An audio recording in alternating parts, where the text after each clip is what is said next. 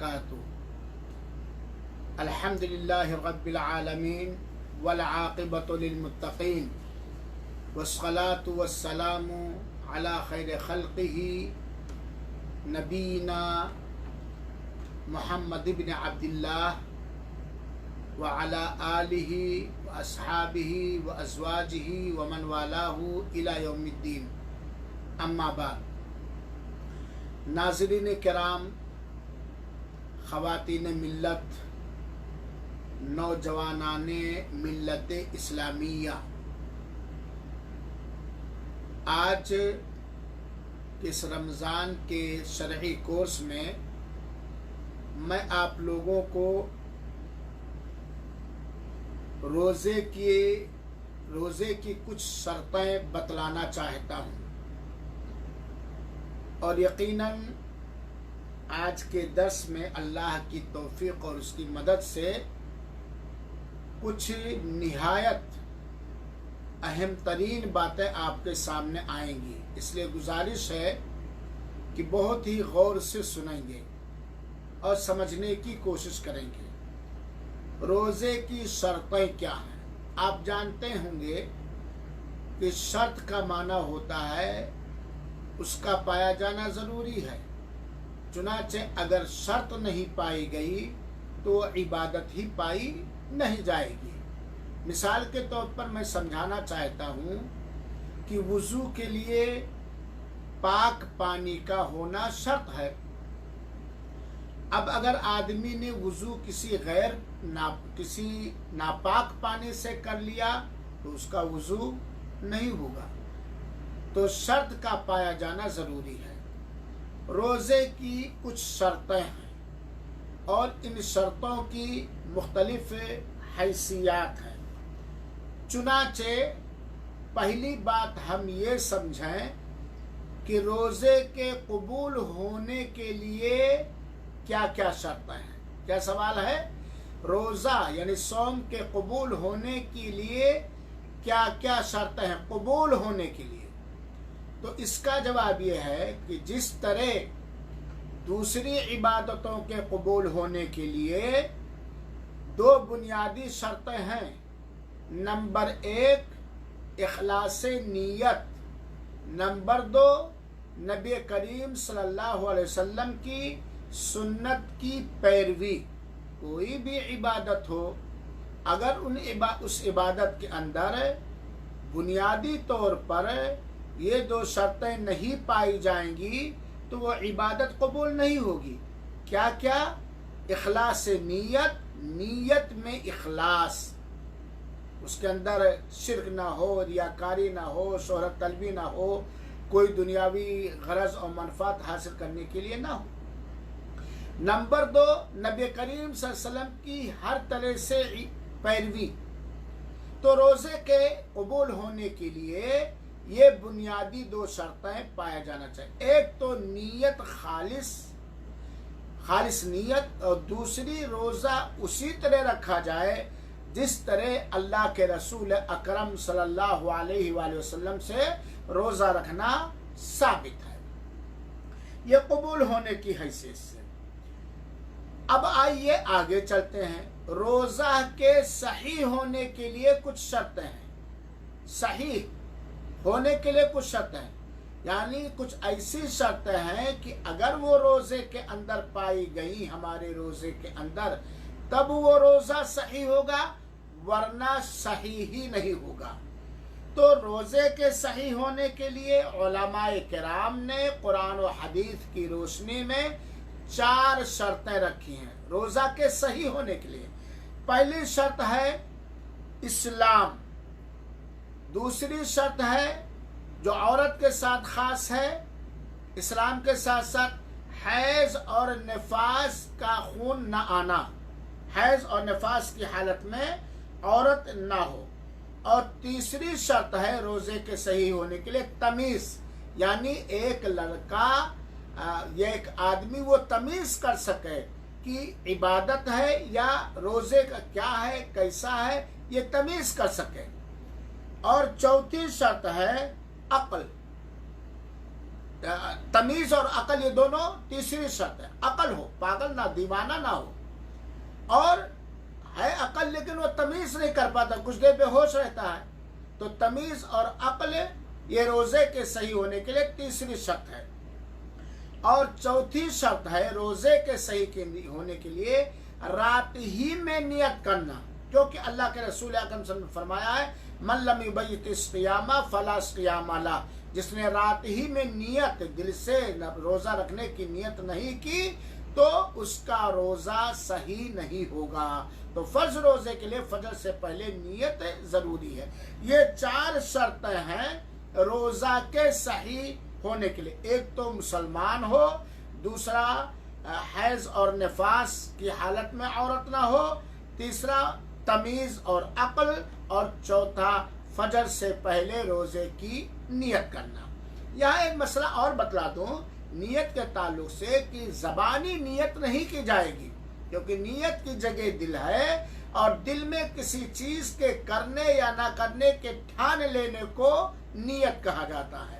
और हमारे समाज में जो नवैतो सोमा गदिम में रमदान या इस तरह के मैं कल रोजे की नियत करता हूँ, ये इस तरह अल्फाज के साथ जबान की अदायगी के साथ नियत करना अल्लाह के रसूल अकरम सल्लल्लाहु अलैहि वसल्लम से साबित नहीं। नियत कहते दिल का इरादा। आदमी ने चांद देखा या फजर से पहले उठा सेहरी खाने के लिए, उसकी नियत वो खुद जान जाता कि रोजा खाने के लिए कि पेट भरने के लिए है।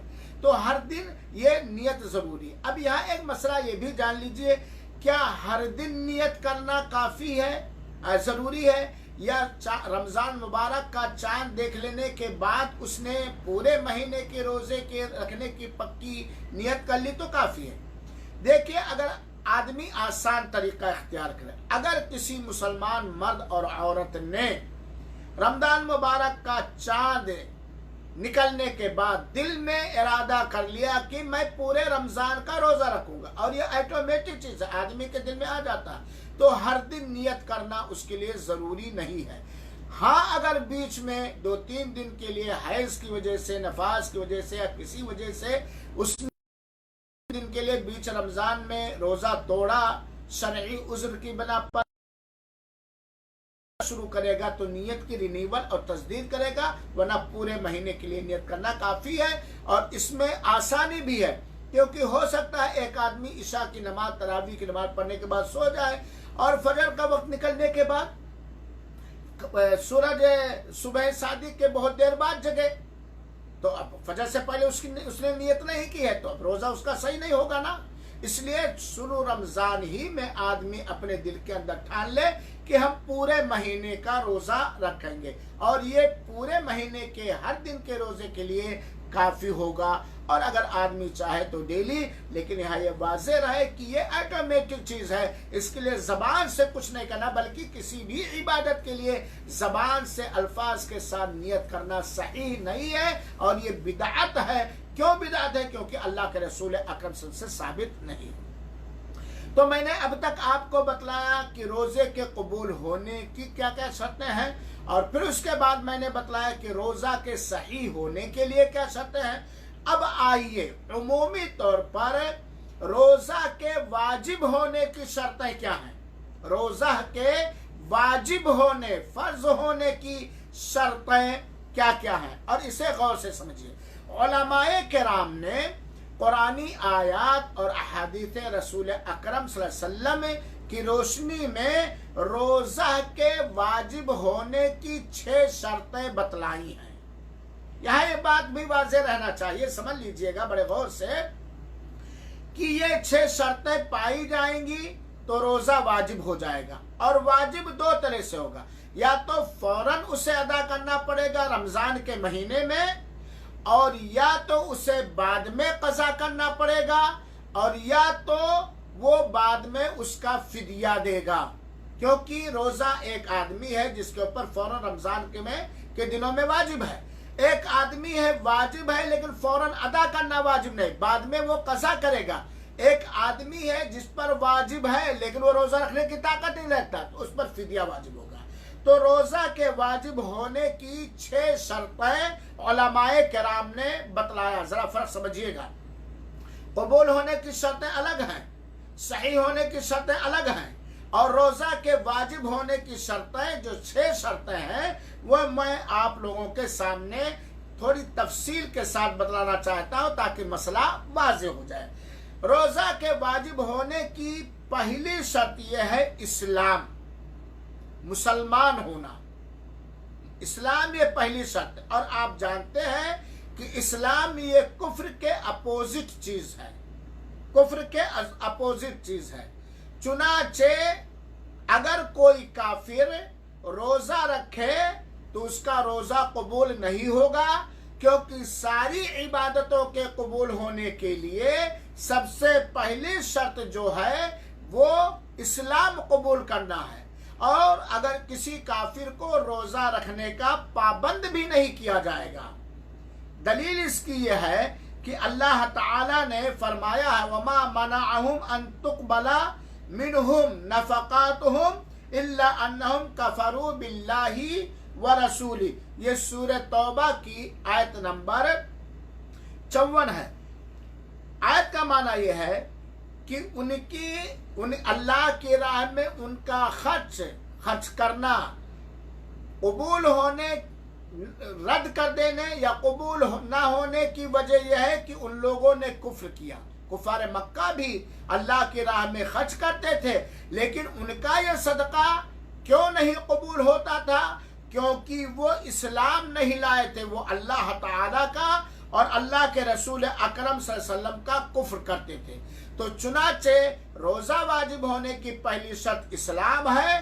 काफिर को पाबंद नहीं किया जाएगा, और अगर वो रोजा रखे तो कबूल नहीं किया जाएगा। लेकिन ये याद रहे कि काफिर से रोजे के बारे में भी पूछगछ अल्लाह ताला कहेगा, क्योंकि एक काफिर मुकल्लफ और पाबंद है कि वो इस्लाम लाए, लेकिन नहीं लाता है तो पूछताछ सवाल जवाब होगा। लेकिन अगर बिना इस्लाम कबूल किए हुए वो रोजा रखे तो उसका रोजा कबूल नहीं होगा और ना वो सही होगा, और क़यामत के दिन इसके बारे में उससे पूछा जाएगा। तो इस्लाम में पहली शर्त। यहीं पर आप ये भी जान लें कि इस्लाम की कितनी अहमियत और कितनी सख्त ज़रूरत है। अगर हम जन्नत चाहते हैं और अगर हम अपने आमाल को कबूल करवाना चाहते हैं अल्लाह के यहाँ, तो इस्लाम लाना ज़रूरी है। यहीं पर एक बारीक मसला जान लीजिए। ठीक है, एक काफिर है, अल्लाह ताला ने उसे रमजान मुबारक के किसी दिन में 10 बजे इस्लाम कबूल करने की तौफीक दे दी, इस्लाम कबूल करने की तौफीक दे दी। तब ऐसी सूरत में बेहतर है कि बाकी दिन खाने पीने से बचे और उस दिन का उसे कज़ा नहीं करना पड़ेगा। एक काफिर है, 10 बजे दिन में मुसलमान हुआ, तो बेहतर है कि वो बाकी दिन ना खाए ना पिए, एहतराम रोजा और महीने के एहतराम करते हुए। लेकिन अगर वो खा पी ले तब भी उस दिन का रोजा कज़ा नहीं करना पड़ेगा उसे, क्योंकि जिस वक्त वो इस्लाम लाया है उससे पहले उसके ऊपर काफिर होने की वजह से रोजा फर्ज नहीं हुआ था। लेकिन आगे दिन उसे रोजा रखना पड़ेगा। ये उलमाए किराम ने इसको जिक्र किया है। तो उस दिन और बाकी जो दिन, मान लिया 10 रमजान को कोई काफिर रोज इस्लाम लाया, तो बाकी दिन उससे पहले के जो 10 रोजे हैं वो इस्लाम लाने के बाद उसे कज़ा नहीं करना पड़ेगा, क्योंकि जिस 10 रमजान तक जो मामला था उस वक्त तक वो पाबंद ही नहीं था, पाबंद था लेकिन उसके ऊपर रोजा फर्ज नहीं हुआ था क्योंकि वो काफिर था। अगर मगरिब बाद इस्लाम लाया है तो अगले दिन का रोजा उसके ऊपर फर्ज और वाजिब होगा। तो ये इस्लाम पहली शर्त है। दूसरी शर्त रोजा के वाजिब होने की है बुलूगत, बालिग हो जाना, बालिग हो जाना। चुनाचे नाबालिग बच्चे और बच्ची पर रमजानुल मुबारक का रोजा फर्ज और वाजिब नहीं है। दलील क्या है? अल्लाह के रसूल अकरम सल्लल्लाहु अलैहि वसल्लम ने फरमाया, और ये सुन्ने अबी दाऊद की सही रिवायत है, रुफ़िअल क़लम अन सलासा, 3 आदमियों से, 3 तरह के लोगों से कलम उठा लिया गया, यानी हिसाब व किताब नहीं होगा।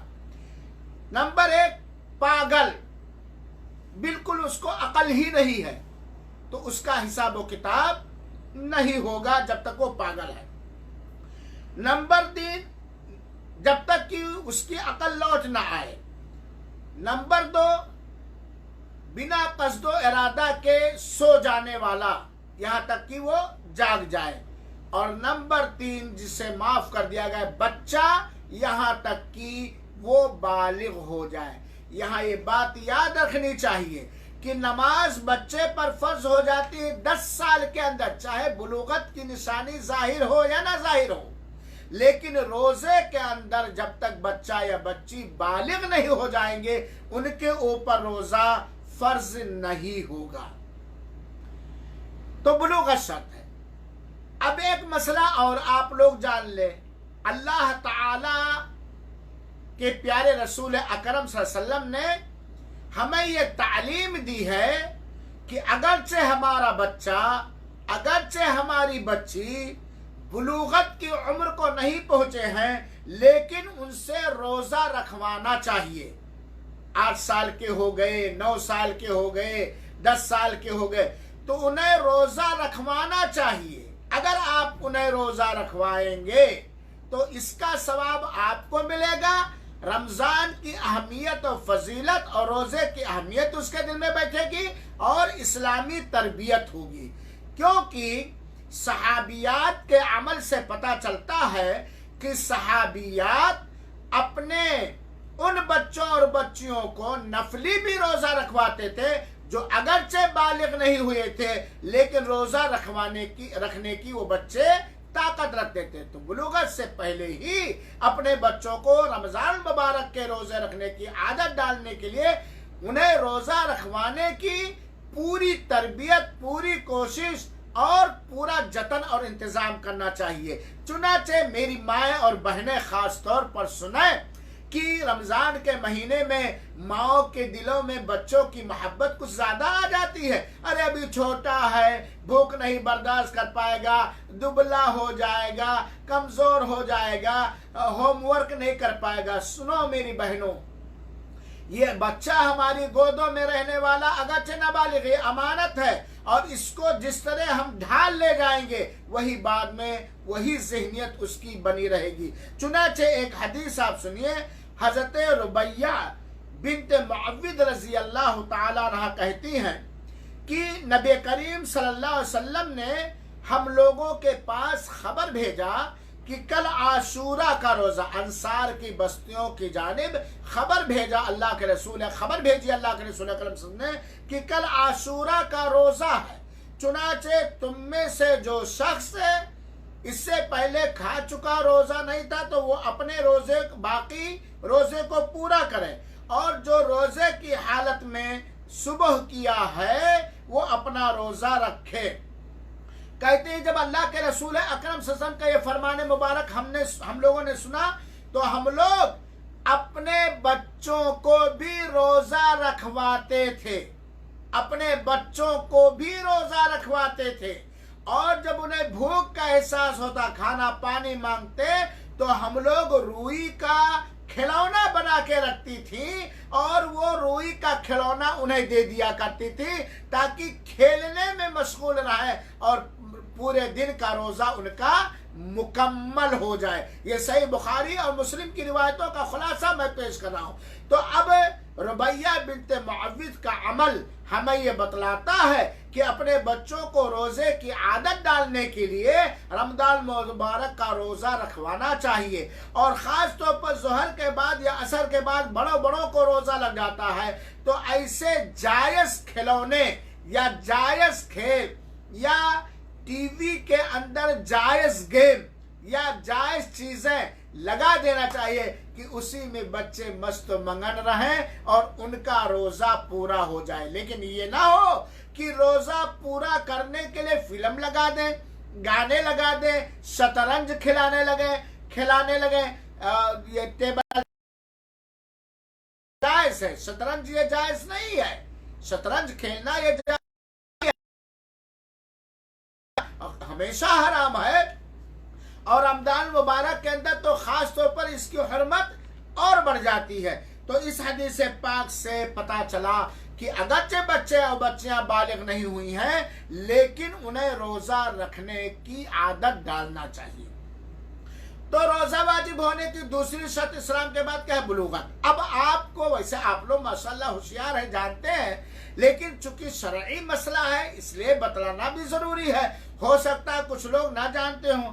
आइए लगे हाथ हम ये भी बतला दें कि कैसे पता चले कि हमारा बच्चा या हमारी बच्ची बालिग हो चुकी है, और ये माँ बाप की जिम्मेदारी है।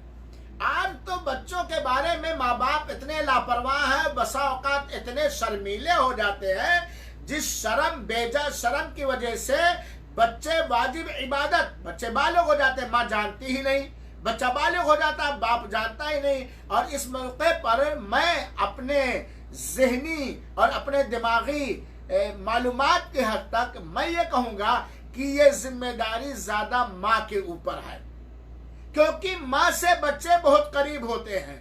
माँ के साथ बच्चियां और बच्चे लिपट के सोते हैं, बाप से बच्चे उतने करीब नहीं होते। मैं तो दुआ करता हूँ अल्लाह ताला मेरे बच्चों को मुझसे करीब कर दे, मेरे बच्चों को मुझसे करीब। बसा औकात यकीनन माओ की गलत तरबियत की वजह से या बाप के बेजा सख्ती की वजह से बच्चे बाप से दूर रहते हैं।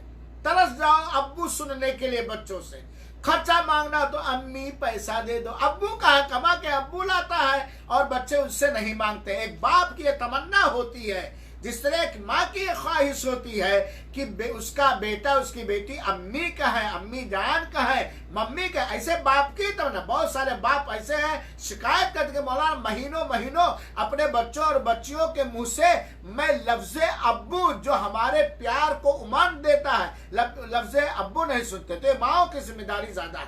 बालिग होने की निशानी क्या क्या है? पहली निशानी, बच्चे या बच्ची को मनी निकलने लगे, एहतलाम होने लगे, चाहे जागने की हालत में चाहे सोने की हालत में। एहतलाम, जिसको नाइट फॉल कहा जाता है, डे फॉल भी कहा जाता है, एहतलाम होने लगे।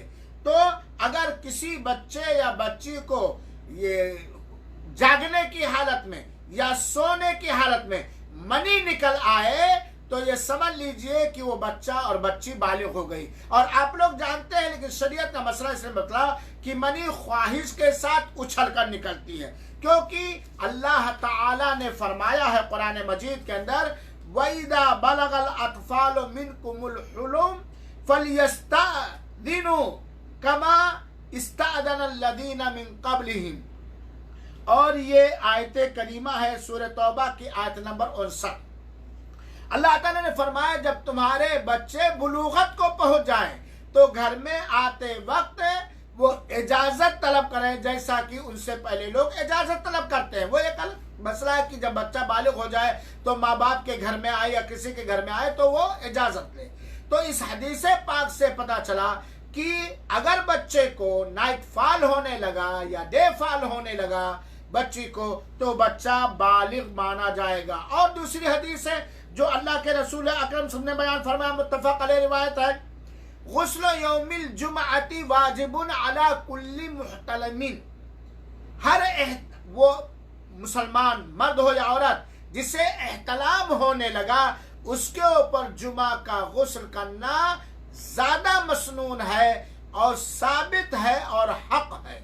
वैसे जुमा के गुण किसी पर गुस्ल वाजिब नहीं होता इल्ला कि वो नापाक हो, तो यह हक है, साबित है कि वो जुमा के थे। तो यहाँ मुहतलिम का लफ्ज आया, तो गोया एहतलाम बुलूगत की निशानियों में से एक निशानी है।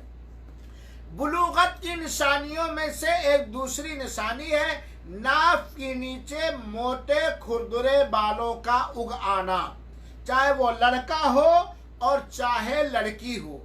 अगर लड़की के नाफ के नीचे और लड़के के नाफ के नीचे, आप लोग समझ रहे बात को, मोटे खुरदुरे बाल, जैसे सर के बाल होते हैं, बाल आप लोग समझते हैं, उगे आए चाहे ज्यादा चाहे थोड़ा, तो समझ जाइए कि लड़का या लड़की बालिग हो गई है। और नाफ के नीचे मोटे खुरदुरे बालों का उगना ये बुलूगत की निशानी है। एक हदीस में है, अतिया हस्ते अतिया अल-कुरदी की रिवायत में, कि कहते बनु कुरैजा में, कुरैजा के दिन देखा जाता था, जांचा जाता था, अगर अगर नाफ के नीचे खुरदरे और मोटे बाल किसी लड़के के जिस्म में दिखता तो उसे कत्ल किया जाता था, और अगर नहीं तो उसे छोड़ दिया जाता था। तो ये बुलूगत की निशानियों में से एक निशानी है, और ये मुख्तलिफ रिवायतों के अंदर ये बात है। बुलूगत की निशानियों में से एक तीसरी निशानी है कि ठीक है, लड़का या लड़की को एहतलाम नहीं हो रहा है, या जेरे नाफ नहीं उगे हैं, नाफ के नीचे बाल नहीं उगे हैं, तब क्या किया जाए? तो उम्र की तहदीद है 15 साल। अगर एहतलाम नहीं हो रहा है या जेर नाफ बाल नहीं उगे हैं, तब ऐसी सूरत में उम्र में मुतय्यन किया जाएगा 15 साल। यहां से ये बात भी मालूम होती है कि माँ बाप की ये जिम्मेदारी है कि अपनी बच्चे की तारीख पैदाइश लिखे, और ऐसी जगह पे लिखे जो याद रहे, ताकि पता चले ठीक है एक लड़के को एहतलाम नहीं हो रहा, किसी बीमारी की वजह से, किसी जिस्मानी कमजोरी की वजह से ज़ेरे नाफ बाल नहीं आए हैं, तो अब वो कब तक उसको बालिग मानेंगे, कब तक उसको बच्चा मानेंगे? 15 साल की उम्र है। जैसा कि हजरत इब्ने नाफे इब्ने उमर रजी अल्लाह ताला अन्हु कहते हैं कि उहुद के दिन हमें अल्लाह के रसूल अकरम सल्लल्लाहु अलैहि वसल्लम के पास पेश किया गया, और उस वक्त मैं 14 साल का था। तो अल्लाह के रसूल अकरम सल्लल्लाहु अलैहि वसल्लम ने ग़ज़वे उहुद में हिस्सा लेने की इजाजत नहीं दी, लेकिन खंदक के साल जब मैंने पेशकश की, या मुझे अल्लाह के रसूल के पास पेश किया गया कि खंदक की लड़ाई में मुझे भी हिस्सा लेने का मौका दिया जाए, तो उस वक्त मैं 15 साल का हो गया था। तो अल्लाह के रसूल अकरम सल्लल्लाहु अलैहि वसल्लम ने मुझे जंग में शिरकत करने की इजाजत दे दी, और इस तरीके से हज़रत उमर बिन अब्दुल अजीज ने यह कानून भी पास कर दिया था।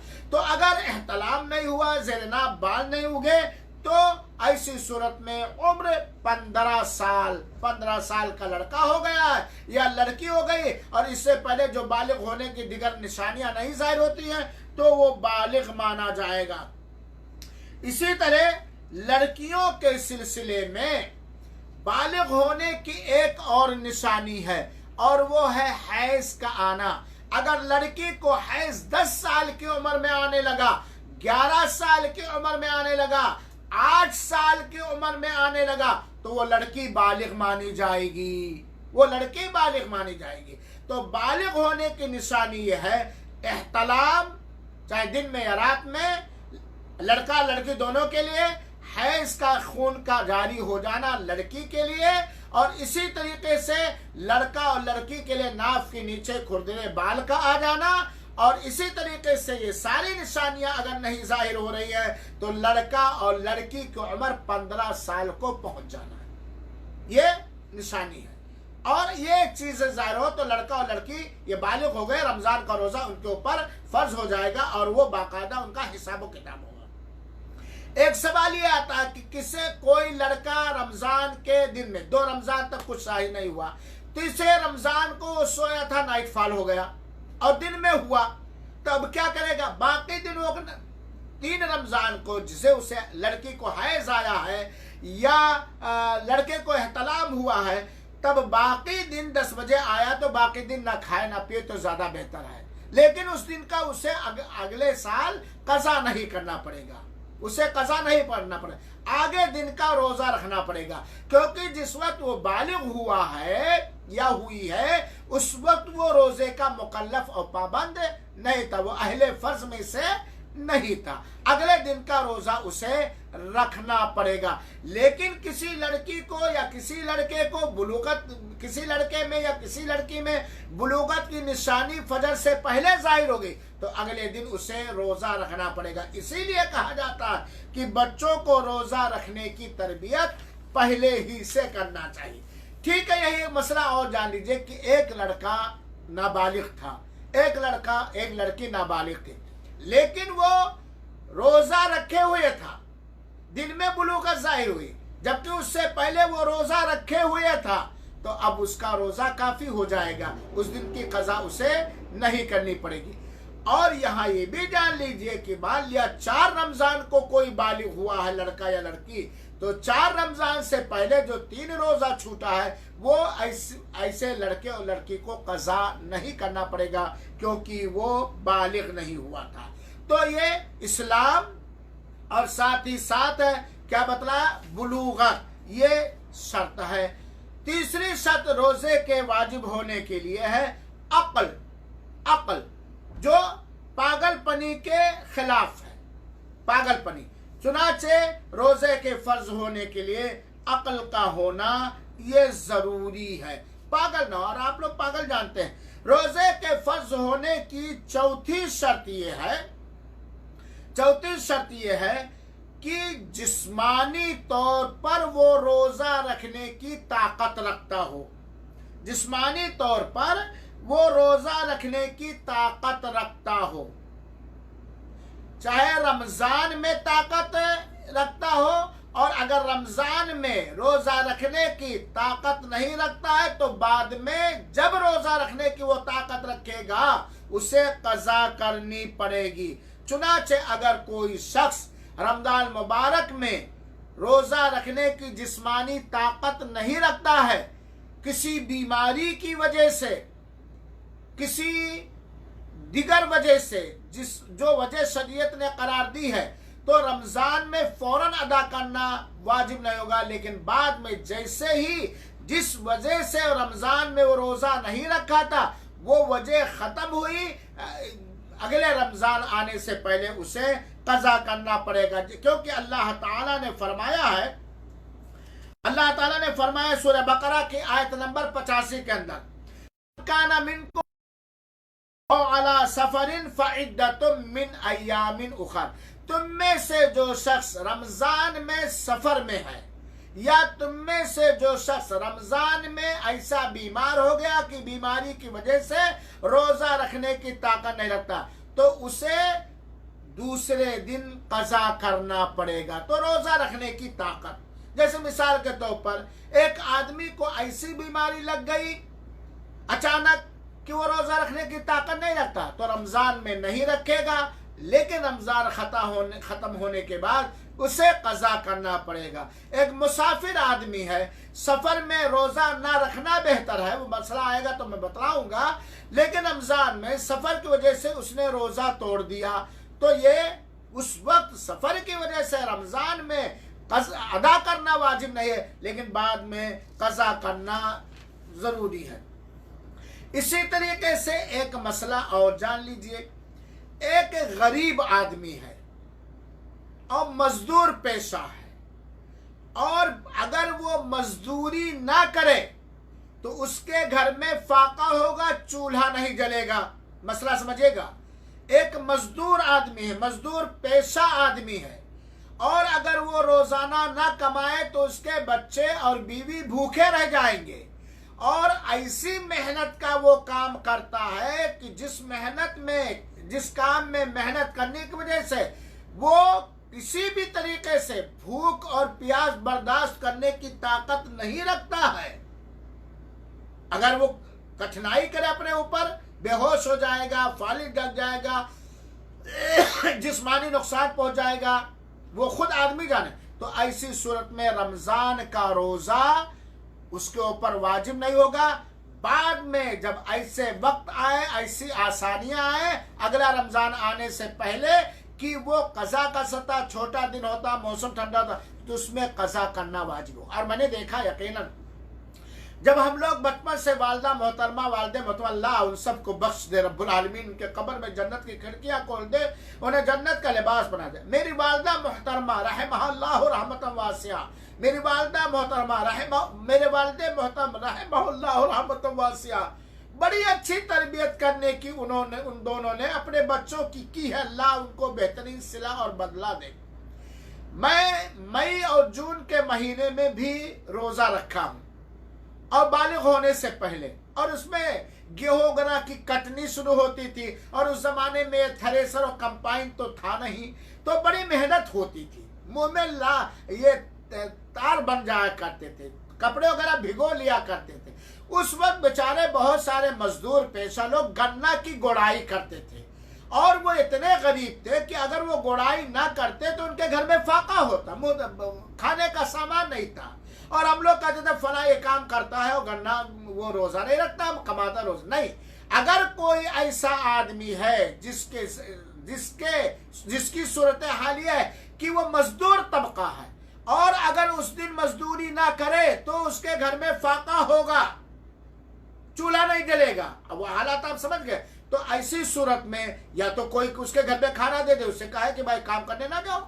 लेकिन अगर उसका काम उसे मजबूर करता फक्र फाका के लिहाज से, या किसी का मालिक इतना जालिम और बदमाश है कि वो ऐसी हालत में भी काम इतना ज्यादा करवाता है कि ना करे तो उसे नौकरी से निकाल देगा, मजबूरी, और नौकरी से निकाल देगा तो परेशानी हो जाएगी। तो ऐसी सूरत में वो रमजान में चुपके से रोजा न रखे, बाद में जब आसानी आए अगला रमजान आने से पहले तो वो कज़ा कर ले।